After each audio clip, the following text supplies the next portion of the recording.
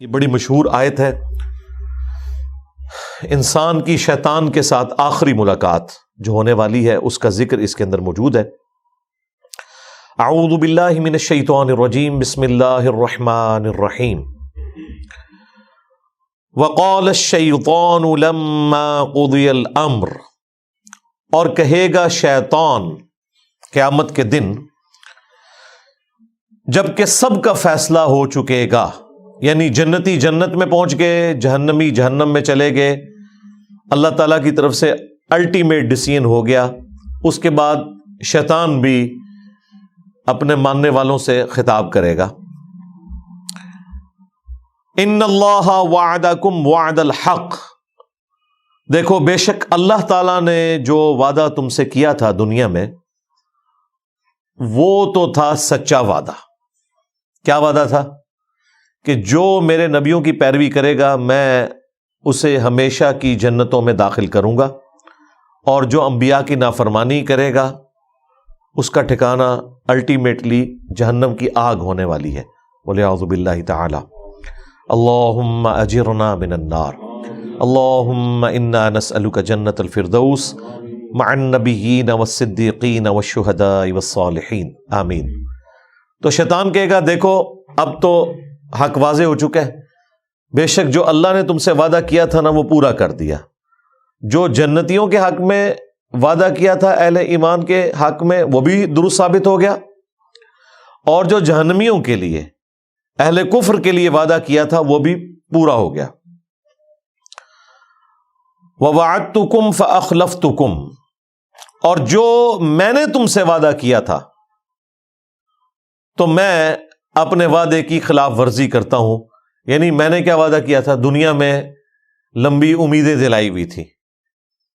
ایک تو ڈائریکٹلی وہ لوگ ہیں جو شیطان کی عبادت کرنے والے لوگ ہیں، ایک وہ جو اہل ایمان میں سے ہوں یا اللہ کے ماننے والے ہیں، ان کو بھی شیطان لمبی امیدیں دلاتا ہے کہ ابھی کافی زندگی پڑی ہے، اللہ کے راستے پہ آ جاؤں گا ایک نہ ایک دن، اور یوں انسان دنیا سے اچانک اچک لیا جاتا ہے، اور اس کی زندگی میں وہ لمحہ نہیں آتا کہ جب وہ واقعتاً اللہ تعالیٰ کا تابع فرمان ہو کر زندگی کو بسر کرے۔ تو یہ شیطان جو ہے وہ جھوٹے وعدے اس کو دلاتا ہے۔ ایک اور وعدہ جو شیطان دلاتا ہے کہ اللہ تعالیٰ بڑا غفور رحیم ہے، معاف کر دے گا، at the end of the day اس نے سب کو چھوڑ دینا ہے۔ دیکھو کوئی ماں اپنے بچے کو جہنم میں نہیں پھینک سکتی، تو یہ کیسے ہو سکتا ہے کہ اللہ تعالیٰ اپنے بندوں کو جہنم میں پھینکے؟ یہ تو اللہ تعالیٰ کی رحمت کے بھی خلاف ہے۔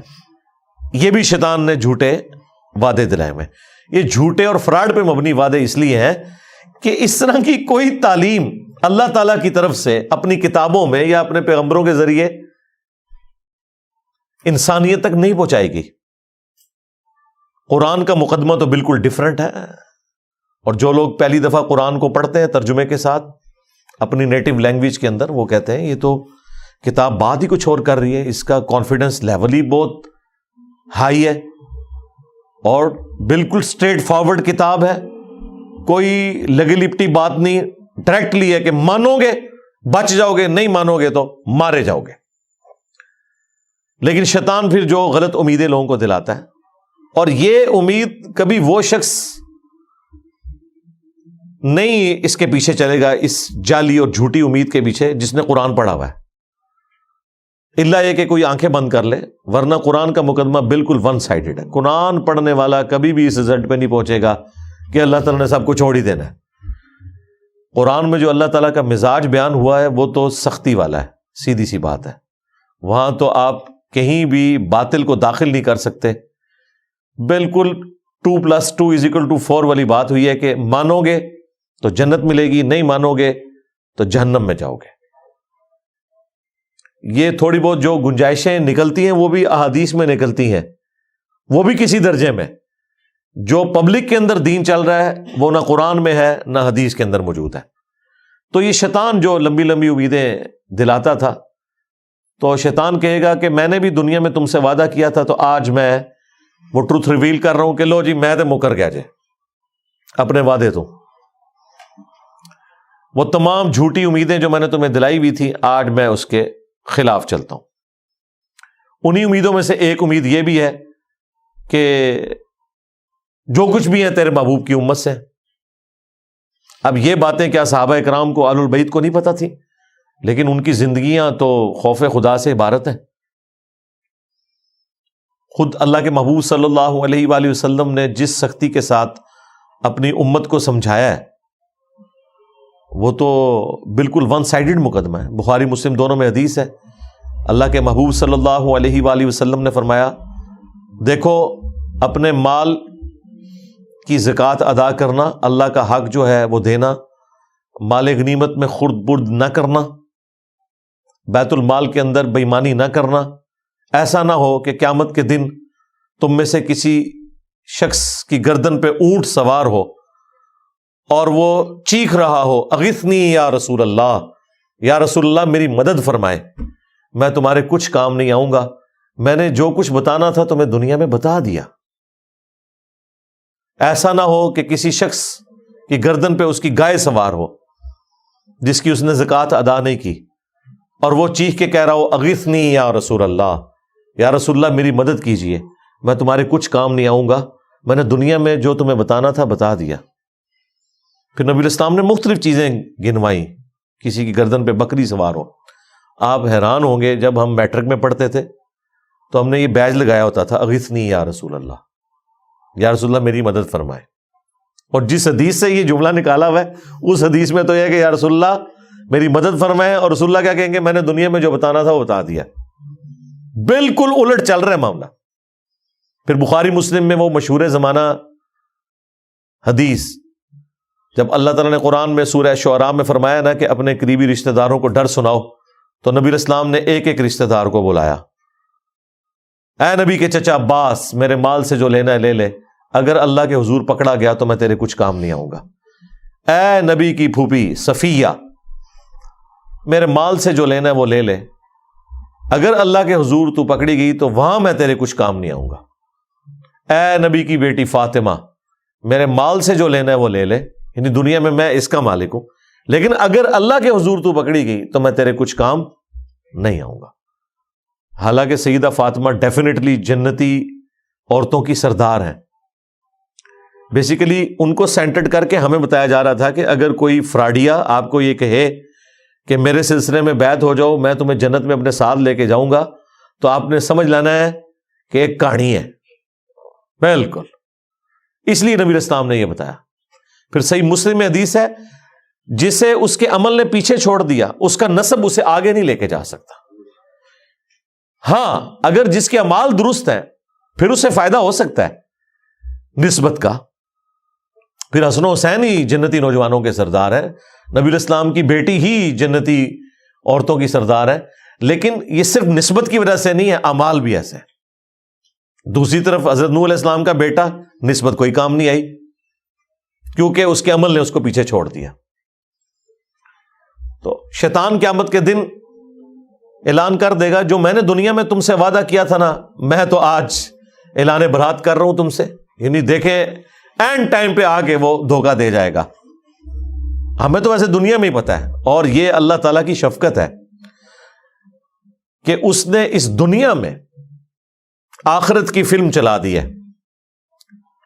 یعنی یہ ہونے کے بعد اگر پتہ چل رہا ہو تو انسان کہے گا کاش مجھے دنیا میں پتہ چل جاتا نا تو میں اپنا راستہ درست کر لیتا. تو سرکار دنیا میں پتہ چل چکا ہے، پیپر آؤٹ ہو چکا ہے، اس کے جوابات بھی بتا دیے گئے ہیں.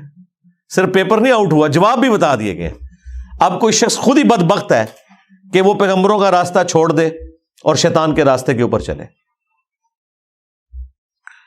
ابھی تو جناب ذرا اگلے الفاظ سنیں، وَمَا كَانَ لِيَ عَلَيْكُم مِّن سُلْطَان، اور مجھ میں تو ایسی کوئی قدرت نہیں تھی تمہارے معاملے میں کہ میں تم پر کوئی زور زبردستی کر سکتا، إِلَّا أَن دَعَوْتُكُمْ، سوائے اس کے کہ میں تمہیں دعوت دیتا تھا. لے جی یہ مقدمہ بھی بالکل کلیئر ہے کہ جو لوگ دنیا میں کہتے ہیں کہ ہم سے شیطان نے یہ کام کروایا اور اس کی پلی لیتے ہیں، کیا خود ہوتا ہے. شیطان نے اس حوالے سے تو کروایا ہوتا ہے کہ وہ دعوت دیتا ہے، اس حوالے سے شیطان نے نہیں کروایا ہوتا کہ وہ زبردستی کرواتا ہے. یہ ذہن میں رکھیے گا. وہ صرف دعوت دیتا ہے. وہ تو یوسف علیہ السلام نے بھی کہا تھا کہ شیطان نے میرے بھائیوں اور میرے درمیان جدائی کر دی، لیکن یوسف علیہ السلام کے کہنے کا مقصد یہ نہیں تھا کہ میرے بھائی بے قصور ہیں، نہ، انہوں نے معافی مانگی ہے، دعوت دی شیطان نے. ظاہر شیطان نے تو دعوت دینی ہے. تو یہاں پر واضح ہے کہ شیطان قیامت کے دن کہے گا کہ مجھے تم پر کوئی زور نہیں تھا سوائے اس کے کہ میں تمہیں صرف بلاتا تھا برائی کی طرف. اور دنیا میں اچھائی کی طرف بلانے والے لوگ اور وہ سگنل زیادہ آتے ہیں آپ کی زندگی میں ایز کمپیئر ٹو برائی کے. اگر آپ لسٹ ڈاؤن کریں اپنے بچپن سے لے کے جوانی تک، ماں باپ، رشتہ دار، ٹیچرز، دوست، احباب، زیادہ تر لوگ آپ کو اچھائی کی طرف بلا رہے ہوتے ہیں. وہ لوگ بھی جو خود برائی پہ چل رہے ہوتے ہیں نا، وہ بھی آپ کو اچھائی کا ہی درس دے رہے ہوتے ہیں. تو سگنلز تو وہاں سے بھی آ رہے ہوتے ہیں. یہ تو انسان کی اپنی مرضی ہے نا کہ وہ اچھا سگنل لیتا ہے یا برا سگنل لیتا ہے.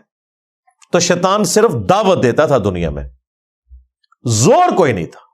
اس کو میں ایک مثال سے سمجھاتا ہوں اکثر، کہ اگر زمین و آسمان کے سارے شیاطین مل کے سب سے بڑے بے نمازی کو بھی نماز پڑھنے سے روکنا چاہیں، اور دوسری طرف گورنمنٹ کی طرف سے اناؤنسمنٹ ہو جو مسجد کی پہلی صف میں جماعت سے نماز ادا کرے گا اسے $1000 دیے جائیں گے، دوسری صف والے کو $500، تیسری صف والے کو $300، تو سارے شیاطین مل کے بھی ایک بے نمازی کی نماز نہیں چھڑوا سکتے. پھر وہ شیطان کا زور کہاں چلا گیا؟ اس وقت بھی شیطان دعوت دے رہا ہوگا، لیکن جب انسان کو اپنا نفع نقد نظر آ رہا ہے نا، تو شیطان تے شاہی کوئی نہیں سرکار، جدو نفع نقد نظر آ جائے. تو اللہ کے جو کمیٹڈ بندے ہیں، اللہ کے اولیاء ہیں، اللہ کے نیک بندے ہیں، اللہ کا خوف رکھنے والے لوگ ہیں، انہیں آخرت بھی نقد نظر آ رہی ہوتی ہے اپنے سامنے. اس لیے وہ اس طرح کے گناہوں سے بچ جاتے ہیں، برائی کے اعمال سے بچ جاتے ہیں، اور نیکیوں پہ ان کو استقامت نصیب ہو جاتی ہے. اس کا سائملٹینیس کنٹراسٹ، اگر گورنمنٹ یہ اناؤنسمنٹ کرے کہ جس نے فجر کی نماز جماعت سے نہ پڑھی اسے 15 منٹ کے لیے ایک گرم تندور میں الٹا لٹکایا جائے گا دنیا کے اندر ہی، پھر بھی آپ دیکھیں کوئی شخص سستی کا شکار نہیں ہوگا. اگر واقعی ایسا ہو جائے، آپ اپنے ملکوں میں دیکھ لیں، یہاں کے بگڑے ہوئے لوگ جب یورپ اور امریکہ میں جاتے ہیں کوئی قانون کی خلاف ورزی نہیں کرتے، انہیں پتہ ہے یہاں پہ سگنل توڑنے کے اوپر اتنا بڑا جرمانہ ہے، اور وہاں 15-20 سال گزارنے کے بعد پاکستان میں جیسے ہی لینڈ کرتے ہیں تو فوراً یہاں پہ قانون توڑنا شروع کر دیتے ہیں. دنیا میں بھی ہم نے دیکھ لیا کہ جب چیک ہوتا ہے نا آپ کے اوپر، فزیکل چیک، پھر یہ انٹلیکچوئل جو چیک ہے یہ خود بخود ختم ہو جاتا ہے. جو مرضی آپ کو برائی کی طرف ابھارے آپ وہ برائی نہیں کریں گے. تو شیطان بھی قیامت کے دن کہے گا مجھے تم پر کوئی زور نہیں تھا. آج تک کبھی ایسا نہیں ہوا کہ کوئی شخص نماز پڑھنے کے لیے مسجد میں جائے اور اس کے سامنے شیطان فزیکلی مسجد کے دروازے پہ کھڑا ہو اور کہ میں نے تمہیں اندر نہیں جانے دینا، نیور، یا وہ بازو سے پکڑ کے کہیں اور پھینک دے. ایسا کبھی بھی نہیں ہوگا، اسے زور ہی کوئی نہیں ہے. اور یہ بھی نہیں ہوگا کہ اذان کی آواز سن کر آٹومیٹکلی آپ کے قدم مسجد کی طرف چل پڑے. ہاں، وہ اللہ نے آپ کو اختیار دیا ہوا ہے، اسی کے بدلے آپ کو جنت ملنے والی ہے. اتنا آسان کام ہوتا تو پھر ٹیسٹ تو ختم ہو جاتا، پھر جنت اور دوزخ والا معاملہ تو ختم ہو جاتا. بخاری مسلم میں حدیث ہے، اللہ تعالیٰ نے جنت کو ناگوار چیزوں سے ڈھانپ رکھا ہے اور دوزخ کو خوشگوار چیزوں سے ڈھانپ رکھا ہے. یعنی جنت تک پہنچنے کے لیے آپ کو ناگوار چیزوں کا سامنا کرنا پڑے گا. نمازوں کی مشقت، غسل کی مشقت، روزوں کی مشقت، حلال اور حرام میں تمیز کرنے کی مشقت، یہ ساری ناگوار ہیں طبیعت کے اوپر چیزیں. اور جہنم کو اللہ تعالیٰ نے خوشگوار چیزوں سے ڈھانپ رکھا ہے. یعنی تمام شہوات، گناہ کے کام جن میں دنیا میں اللہ نے لذت رکھی ہوئی ہے، وہ ہمارے ٹیسٹ کے طور پہ، وہ جہنم یعنی دوزخ میں لے جانے والی ہے۔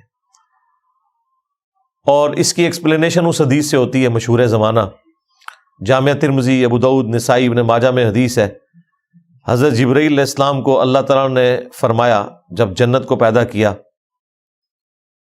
کہ جا کے جنت کو دیکھ کے آؤ۔ جب وہ واپس آئے انہوں نے کہا یا اللہ مجھے نہیں لگتا کہ کوئی شخص تن من دھن نہیں لگا دے گا اس جنت میں پہنچنے کے لیے، کوئی ایسا شخص نہیں ہوگا، سارے کے سارے اس جنت کے لیے کوشش کریں گے۔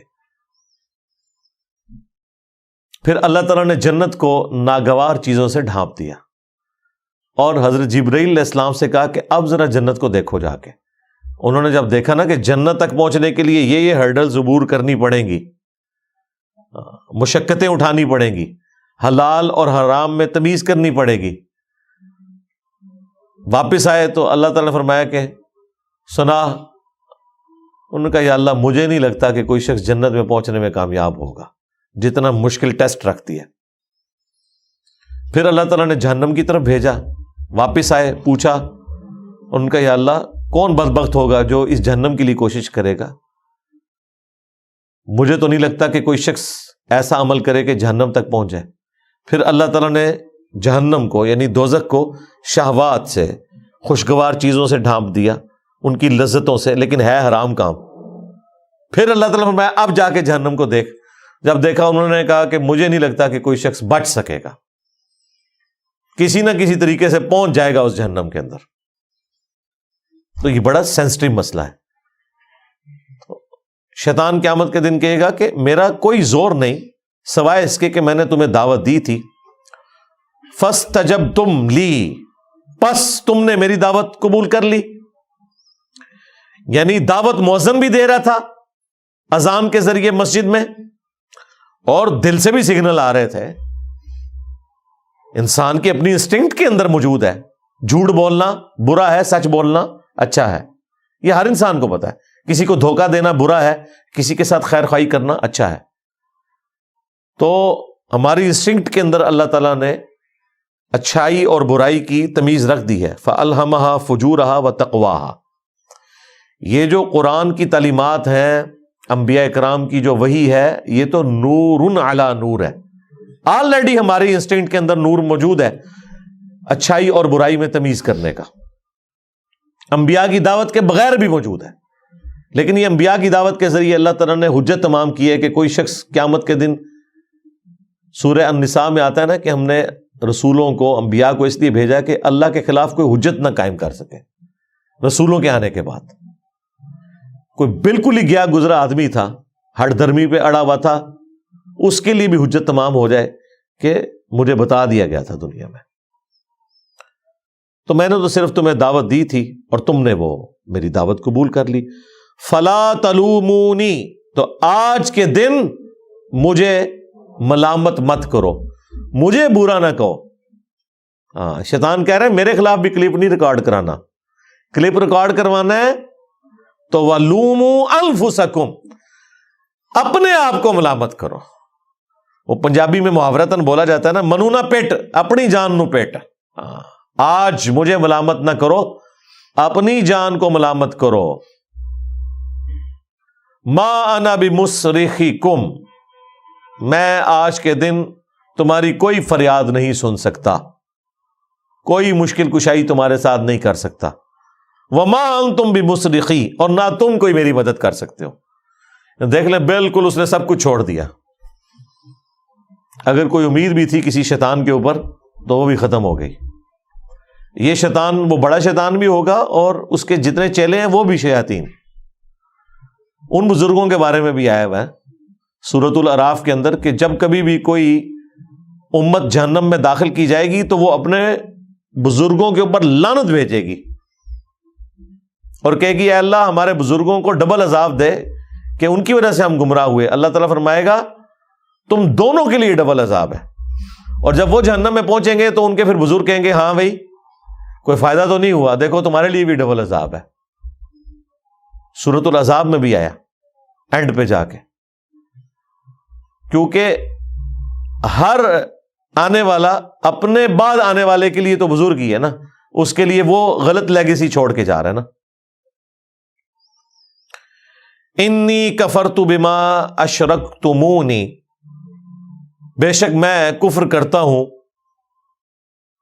اس معاملے میں انکار کرتا ہوں جو تم میرے ساتھ شریک ٹھہرایا کرتے تھے، من قبل، آج سے پہلے، یعنی میں اس کا بھی انکار کرتا ہوں۔ تم نے اپنا بیڑا غرق خود کیا، اگر تم نے مجھے شریک ٹھہرایا اللہ کے مقابلے پہ، اپنی نفسانی خواہشات کو شریک ٹھہرایا، تو میں اس سے بھی انکاری ہوں، میرا کوئی لینا دینا نہیں، میں نے تو صرف دعوت دی تھی، برائی پہ تم خود چلے، اگر تم نے اللہ کے مقابلے پہ مجھے کھڑا کیا تو مجرم تم ہو، میں اعلان برات کرتا ہوں۔ ان الظالمین لہم عذاب علیم، بے شک جو ظالم ہے ان کے لیے دردناک عذاب ہے۔ اللہم اجرنا من النار۔ دیکھ لیں جی، جن پہ تکیہ تھا وہی پتے ہوا دینے لگے، شیطان کے اوپر تکیہ کر کے بیٹھے ہوئے تھے، شیطان کے ایجنٹوں کے اوپر تکیہ کر کے بیٹھے ہوئے تھے، جن بزرگوں کے اوپر تکیہ کر کے بیٹھے ہوئے تھے وہ تو خود جہنم میں پہنچ گئے۔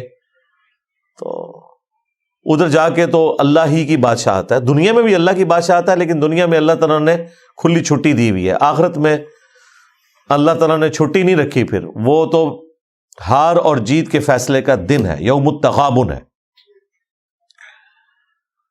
یہ جو سورہ ابراہیم کی آیت نمبر 22، یہ آلموسٹ میں نے آدھا گھنٹہ اس کے اوپر گفتگو کی ہے، صرف اس لیے کہ یہ قرآن حکیم میں اہم ترین مقام ہے۔ شیطان کے حوالے سے جو مارکیٹ کے اندر عقائد اور نظریات پھیلے ہوئے ہیں نا، ایک آیت ان تمام عقائد اور نظریات کو غلط ثابت کر دیتی ہے۔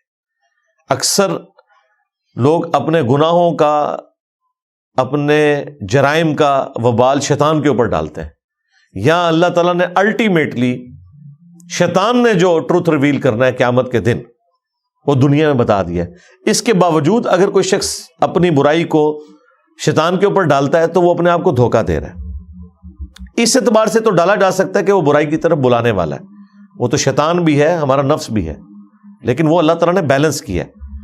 صحیح مسلم میں حدیث ہے کہ ہر شخص کے ساتھ اللہ تعالیٰ نے ایک فرشتہ اور ایک شیطان، جن اٹیچ کیا ہوا ہے۔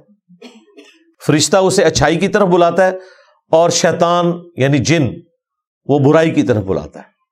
تو اللہ نے بیلنس کیا ہوا ہے، دعوت دونوں طرف سے آ رہی ہے۔ آپ کوئی اچھائی کا کام کریں، اندر سے آپ کو تھپکی ملتی ہے کہ بڑا اچھا کام کیا، اگرچہ آپ کو اس کے لیے مشقت بھی اٹھانی پڑے، لیکن دل سکون پکڑتا ہے کہ یار نہیں، یہی کرنا چاہیے تھا، خیر ہے، اللہ تعالیٰ اجر دینے والا ہے۔ یہ فرشتے کے ذریعے تھپکی ملتی ہے۔ اور اگر برائی کا کام ہو جائے تو دل جو ملامت کرتا ہے کہ غلط کام کیا، ایسا نہیں کرنا چاہیے تھا، تو فرشتہ اللہ نے ساتھ اٹیچ کیا ہوا ہے۔ اسی صحیح مسلم کی حدیث میں جب ایک صحابی نے جرأت کر کے پوچھا، یا رسول اللہ آپ کے ساتھ بھی شیطان اٹیچ ہے؟ آپ نے فرمایا ہاں میرے ساتھ بھی شیطان اٹیچ تھا، لیکن اللہ نے اسے میرا مطیع کر دیا، وہ مجھے اب نیکی کی طرف ہی بلاتا ہے۔ یعنی نبی علیہ السلام کے ساتھ جو شیطان اٹیچ تھا وہ مسلمان ہو گیا، اور یہ اللہ تعالیٰ کا ایک خاص کرم، چونکہ انبیاء اکرام اللہ تعالیٰ کے مخلص بندے ہیں، چنے ہوئے بندے، ان کو اللہ تعالیٰ بچا لیتا ہے۔ ایک لفظ ہے مخلص، مخلص کہتے ہیں اخلاص، کمٹمنٹ شو کرنے والا۔ مخلص جسے اللہ اپنے لیے خالص کر لے، وہ صرف انبیاء اکرام ہوتے ہیں علیہم السلام۔ لہذا قصہ آدم اور ابلیس میں جہاں کہیں شیطان کا یہ جملہ آتا ہے نا کہ میں تیرے بندوں کو گمراہ کر دوں گا سوائے ان کے کہ جو تیرے مخلص بندے ہوں گے، وہاں مخلص بندوں سے مراد صرف انبیاء ہے۔ انبیاء کے بعد کوئی بھی مخلص نہیں ہے، سب کے سب مخلص ہیں، انہوں نے اپنی محنت سے ہی بچنا ہے۔ لیکن انبیاء کے کیس میں اللہ تعالیٰ کی رحمت، اس کی اسپیشل پروٹیکشن، وہ انہیں برائی سے بچا لیتی ہے۔ اس طرح کی پروٹیکشن عام بندوں کے کیس میں بھی کبھی کبھار اللہ تعالیٰ چاہے تو فرما سکتا ہے، لیکن اللہ کا کوئی وعدہ نہیں ہے کہ ضرور ایسا کرے گا، وہ خود ہی اس نے بچنا ہے تو بچنا ہے، اور اسی میں اس کے لیے انعام ہے۔ حضرت یوسف علیہ السلام کے بارے میں قرآن میں آیا نا کہ اس عورت نے یوسف کا قصد کیا،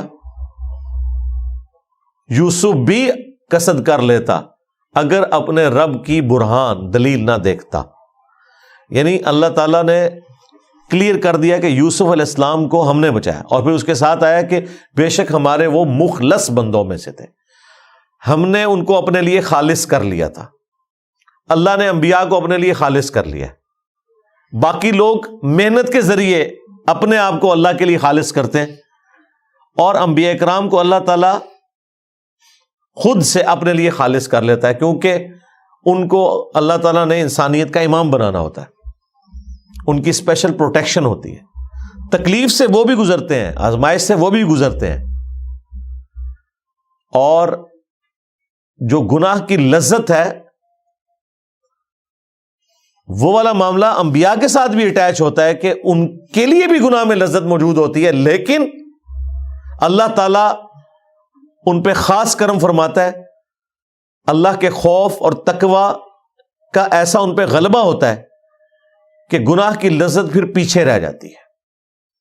لیکن یہ نہیں ہے کہ لذت ان کے لیے نہیں ہے، ورنہ تو ان کا ٹیسٹ ختم ہو جائے، ان کی تو پھر باقی لوگوں پہ فضیلت بھی ختم ہو جائے. لذت ہونے کے باوجود وہ خوف خدا کی وجہ سے، اللہ کے اسپیشل کرم کی وجہ سے بچ جاتے ہیں. اس کو آپ دنیا میں ایک مثال سے سمجھیں. آپ کو کئی دن کا فاقہ ہو اور آپ کے سامنے آپ کی مرضی کا کھانا رکھ دیا جائے، بریانی یا چکن پلاؤ یا چکن قورمہ،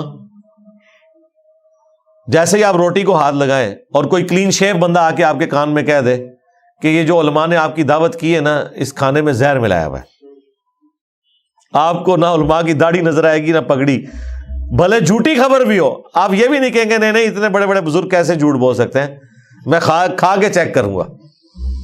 کھا کے چیک کرنا ہے؟ کھا کے تو آگے پہنچ جانا ہے. تو اگر کوئی شخص آپ کے کان میں آ کے یہ بات کر دے تو نہ صرف آپ اس کھانے سے رک جائیں گے بلکہ وقتی طور پہ آپ کی بھوک بھی مار جائے گی. اور یار اتنے بھوکے لوگ اتنے شوق سے کھانا لے کے بیٹھتے ہیں، بیوی کو ایسی بات کر دیتی ہے بندہ ادھر لقمہ پھینک دیتا ہے، اے بھیا جی کھانا ڈھونڈ میں کہ کھانا ہے. یہ دنیا میں ہوتا ہے. اور زہر ہو اگر تو کوئی سوچ بھی نہیں سکتا. بالکل یہی معاملہ ایسا ہوتا ہے کہ انبیاء کرام علیہ السلام کو اس گناہ میں چھپا ہوا زہر نظر آ جاتا ہے. انہیں وہ بریانی کی خوشبو، قورمے کی خوشبو اٹریکٹ ہی نہیں کرتی، کیونکہ جب آپ کا دھیان کسی چیز کی برائی کی طرف چلا جائے نا، آپ کو کہ جی چھوڑے جی زہر کو، خوشبو دیکھیں بریانی کی کیسی ہے، آپ کہیں گے جی لعنت ہے اس خوشبو کے اوپر کہ جس کے اندر میری موت چھپی ہوئی ہے. خوشبو بھی اس کی جو ہے نا اٹریکٹ کرنا آپ کو بند کر دے گی. ایک اور مثال، موٹر وے پہ آپ کبھی سفر کریں، جو بندے پہلی دفعہ موٹر وے پہ جاتے ہیں نا، تو ظاہر ہے جو دونوں طرف کی گرینری ہے، خوبصورتی ہے، اور بالکل ایک دنیا سے الگ آپ جا رہے ہوتے ہیں ٹریولنگ کرتے ہوئے، انجوائے کرتے ہیں. لیکن اگر آپ پبلک ٹرانسپورٹ میں سفر کر رہے ہیں اور آپ کو سخت پیشاب آیا ہوا ہے اور ڈرائیور کہتا ہے جی کہ اگلا سٹاپ تو آئے گا 50 کلومیٹر بعد، اس سے پہلے تو میں نے گاڑی کوئی نہیں روکنی، اور اس بس کے اندر کوئی انتظام بھی ٹوائلٹ کا موجود نہیں ہے، اس سخت تکلیف کے اندر اگر آپ کو کہ او دیکھ کتنا سونا درخت ہے یار، آپ کو کیا اس درخت کی خوبصورتی اٹریکٹ کرے گی؟ نہیں. آپ کی ٹوٹل توجہ اس وقت یہ ہوگی کہ کسی طریقے سے میری عزت بچ جائے اور میں اس تکلیف سے نکل جاؤں. یہ نہیں ہے کہ اس چیز کی خوبصورتی ختم ہوگی ہے، وہ اپنی جگہ موجود ہے، لیکن آپ کسی اسٹیٹ آف مائنڈ ڈفرنٹ میں چلے گئے. جن لوگوں کو اللہ کا خوف ہوتا ہے، اسپیشلی انبیاء کرام علیہ السلام، وہ گناہوں سے بچتے اس لیے ہیں کہ اللہ تبارک و تعالی ان کے اوپر ان چیزوں کی حقیقت کھول دیتا ہے.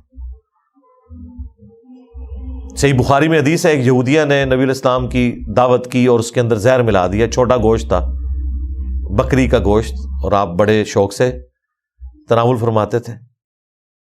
آپ نے جیسی بوٹی اپنی زبان پہ رکھی اس بوٹی میں سے آواز آئی کہ مجھ میں زہر ہے, تو نبی علیہ السلام نے وہ تھوک دی. لیکن اس سے پہلے کچھ صحابہ کھا چکے تھے, وہ شہید ہو گئے. ابو داؤد میں آتا ہے کہ ساتھ سے پھر اس عورت کو بھی قتل کروایا گیا. البتہ نبی علیہ السلام کی زبان پہ رکھنے کی وجہ سے اس زہر کا اثر آپ کے اندر چلا گیا. اور پھر 4 سال کے بعد جب نبی علیہ السلام کی وفات کا وقت قریب آیا تو اللہ تعالیٰ نے اس زہر کو واپس کیا اور آپ کی ڈیتھ اس زہر کے اثر کی وجہ سے ہوئی. بخاری میں آتا ہے عائشہ جو خیبر کے موقع پہ مجھے زہر دیا گیا وہ مسلسل میری رگیں کاٹ رہا ہے. تو یہ ایک معجزانہ معاملہ ہے. جب نبی علیہ السلام کو اللہ تعالیٰ نے وہ دکھا دیا, پھر ظاہر ہے آپ تو وہ اپنا پسندیدہ گوشت بھی اندر نہیں کریں گے, آپ نے تو تھوک دیا. تو شیطان جتنا مرضی مزین کر کے پیغمبروں کے سامنے, اللہ کے نیک بندوں کے سامنے برائی کو پیش کرے, بہرحال جب ان کی توجہ اس عذاب کی طرف جاتی ہے, اس تکلیف کی طرف جاتی ہے جو اس چھوٹی سی لذت کے اگینسٹ ہونے والی ہے, تو ان کے لیے پھر اس لذت کو چھوڑنا آسان ہو جاتا ہے, کیونکہ اس لذت کے اندر چھپی ہوئی سزا کی کڑواہٹ, اس کی تکلیف ان کے اوپر ایسا غلبہ کرتی ہے کہ وہ بچ جاتے ہیں. اس وجہ سے وہ مخلص بندے ہوتے ہیں. نان انبیاء کیا کریں گے عددن انبیاء, وہ پھر دین کا علم اتنا حاصل کریں اور کانٹینیوسلی اللہ تعالی کے ساتھ کمیٹڈ رہے, تو وہ بھی کسی نہ کسی درجے میں اس مقام کو حاصل کر سکتے ہیں. اسی لیے ہم مانتے ہیں کہ انبیاء اکرام تو معصوم ہیں, مخلص ہیں, لیکن انبیاء اکرام کے اہل البیت, ان کے جانثار صحابہ حضور کی صحبت کی وجہ سے یا انبیاء اکرام علیہ السلام کی صحبت کی وجہ سے بہرحال اس لیول پہ پہنچ جاتے ہیں کہ ان سے بھی گناہ پھر سرزد نہیں ہوتا, کیونکہ گناہ کی برائی اور اس کا عذاب ان پہ عیاں ہو چکا ہوتا ہے. اس کی وجہ سے کبھی بھی ان کا ہاتھ اس طرف بڑھتا نہیں ہے. جس کا ہاتھ ایک دفعہ گرم استری سے جل جائے نا, وہ دوبارہ ٹھنڈی استری کو بھی اس طریقے سے ہاتھ نہیں لگاتا, یوں کر کے صرف چیک کرتا ہے, بھلے اسے یقین ہو یہ ٹھنڈی بھی ہے, رسک کو ہی نہیں لیتا نا. تو جن کے اوپر آخرت کی حقیقت کھل چکی ہوتی ہے, اللہ تعالیٰ کے عذاب کی حقیقت کھل چکی ہوتی ہے, وہ بچ جاتے ہیں پھر اس طرح کی چیزوں سے. اللہم اجرنا من النار, سبحانک اللہم و بحمدک, اشہد ان لا الہ الا انت, استغفرک و اتوب الیک, وما علینا الا البلاغ المبین. جزاکم اللہ خیرا.